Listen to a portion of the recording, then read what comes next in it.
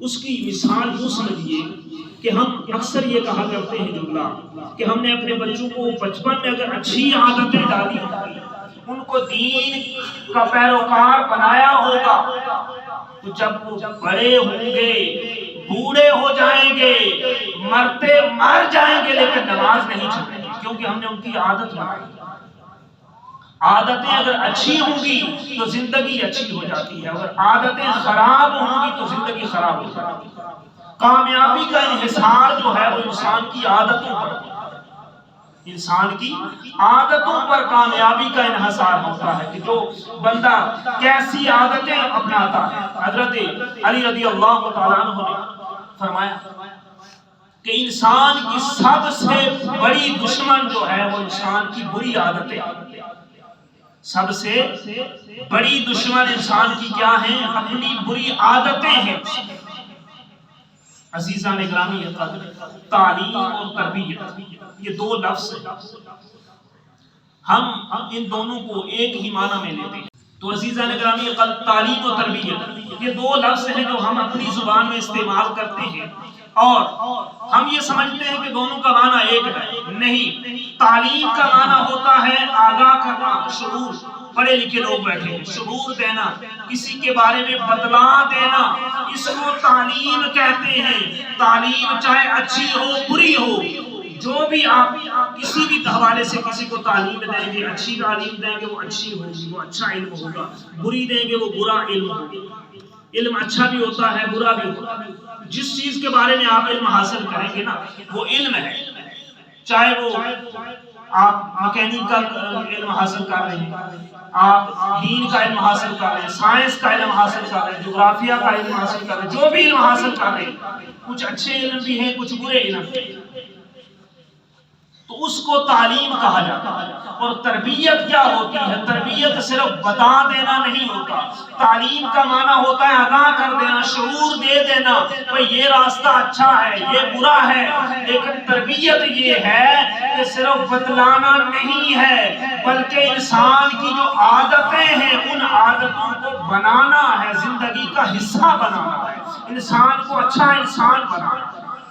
اسے کیا کہتے ہیں؟ تربیت۔ اور اللہ کا جو ولی ہوتا ہے وہ تربیت کیسے کرتا ہے؟ ایک ولی کے پاس، مختصر سا واقعہ سنیں، ایک ولی کے پاس ایک شخص گیا تربیت حاصل کرنے کے لیے۔ اس اللہ کے ولی نے اس کو کچھ وظائف بتا دیے، ورد بتا دیے، اس کو کہا نماز ادا کرو، باقی جتنے بھی اس نے بتائے وظائف۔ اب وہ یہ ولی، اللہ کا ولی چیک کیسے کرتا ہے کہ اس کے اندر اس تبدیلی آئی ہے یا نہیں؟ کچھ دن گزرے، وہ عبادت کو وظیفے کیے، جمع دار نے جو کوڑا اٹھانے والیاں ہوتی ہیں اس کو کہا کہ کوڑے والی ٹوکری اٹھا کر لے جاؤ، جب یہ بندہ نماز ادا کر رہا ہو ٹھوکر کھا کر بہانے سے گرنا سارا کوڑا اس پہ ڈال دے گا، اور اس کا رد عمل دیکھنا یہ اس کا رد عمل کیا۔ تو اس نے ایسے ہی کیا، وہ اس نے آگے سے اس کو برا بلا کہا، جیسے ہم بھی اگر ہمارے ساتھ کوئی ہو تو ہم نے بھی ایسے ہی کرنا، اس نے بھی ایسے ہی کیا۔ تو جب آ کر بتایا تو اس بزرگ نے کہا نہیں اب اس کو مزید تربیت کی ضرورت ہے۔ پھر اس کو وظائف بتائے، اس کی تربیت کرتے رہے، چند دن مزید تربیت کی، اور پھر اس جمع آدمی کو بھیجا۔ جب وہ کوڑا اس پہ گرایا تو اس کا پہلا جملہ یہ تھا، اس نے کہا آپ گری ہو چوٹ تو نہیں آئی۔ اس نے جا کر اس اللہ کے ولی کو بتایا کہ آج اس کا رد عمل ایسا تھا، کہا اب یہ سلوک کی منازل پر چلنے کے قابل ہوا ہے، اب کیونکہ اس کے اندر من کے اندر تبدیلی آ گئی ہے، اب یہ اللہ کے ولیوں کے راستے پر چلنے کے قابل ہوا ہے۔ تو عزیزو، ہم نے اپنے اندر کو بدلنا، اپنی عادتیں اچھی ڈالنی۔ اگر عادتیں اچھی آج سے ڈال لیں گے تو مرتے دم تک ان عادتوں نے پھر ہمیں نہیں چھوڑی۔ اگر کوئی بندہ نماز کا عادی ہو، بچپن سے وہ عادی اپنے آپ کو بنا لے، ایک وقت آتا ہے پہلے ریاکاری بنتی ہے، کوئی بھی عبادت ہم کرتے ہیں، بچے اگر ان کو کہا جائے نماز کے لیے تو سجدہ بھی کر رہے ہوں گے تو ایک آنکھ سے دیکھ بھی رہے ہوں گے کہ ہمیں کون دیکھ رہا ہے، تو وہ پہلے ریاکاری عبادت جو ہے وہ ریاکاری بنتی ہے، پھر عادت بنتی ہے، اور پھر جب عادت پختہ ہوتی ہے پھر جا کر عبادت کرتی ہے۔ تو عزیزو، یہ جو عادتیں ہیں، جب ایک بچہ بچپن سے لے کر لڑکپن جوانی تک اور پھر 30-35 سال کی ایج تک جب وہ نماز پڑھتا رہتا ہے، یہ اس کی عادت بن جاتی ہے، اس نے عادت اچھی ڈالی ہوتی ہے۔ اب اگر کسی لمحے وہ نماز چھوڑتا بھی ہے، وہ جو اس کی عادت ہوتی ہے وہ اس کو نماز چھوڑنے نہیں دیتی، وہ اس کو بے چین کیے رکھتی ہے، اس کو تڑپاتی رہتی ہے۔ وہ یوں سمجھتا ہے کہ جیسے اس نے کوئی ساری زندگی کا خزانہ کھو دیا۔ ہم نے اپنی عادتوں کو بدلنا ہے، اپنے اخلاق، اپنے کردار کو بدلنا ہے۔ اگر ہم اپنے آپ کو نہیں بدل سکے، کوئی 5 وقت کا نمازی ہو، تہجد گزار ہو، قرآن مجید پڑھنے والا ہو، لیکن ان ساری عبادات نے اس کے اندر کے مزاج کو نہیں بدلا، ساری عبادات ضائع ہو جائے۔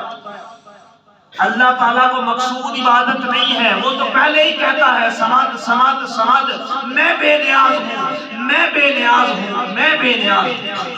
وہ ہماری عبادتوں کا محتاج نہیں ہے۔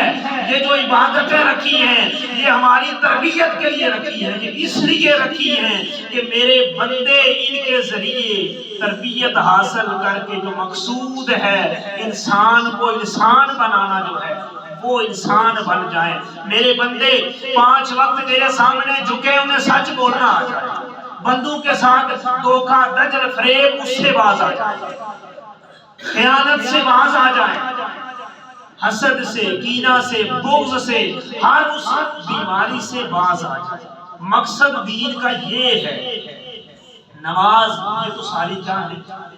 یہ نظام تربیت ہے۔ تو اگر کسی شخص کو اس کی نمازوں نے، اس کے روزوں نے، اس کی عبادات نے، اس کے صدقات و خیرات نے، اس کی تلاوت قرآن نے اگر اس کے اندر کے مزاج کو نہیں بدلا تو پھر اس کی ساری عبادتیں ضائع ہیں۔ اور اگر کسی کے اندر کے مزاج کو بدل دیا تو اس کی ساری عبادتیں قبول ہیں، اس کی ساری عبادتیں قبول ہیں۔ اللہ تعالیٰ کی بارگاہ میں دعا ہے کہ رب قدوس ہم سب کو عمل کی توفیق عنایت فرمائے۔ آمین۔ وما علینا الا البلاغ۔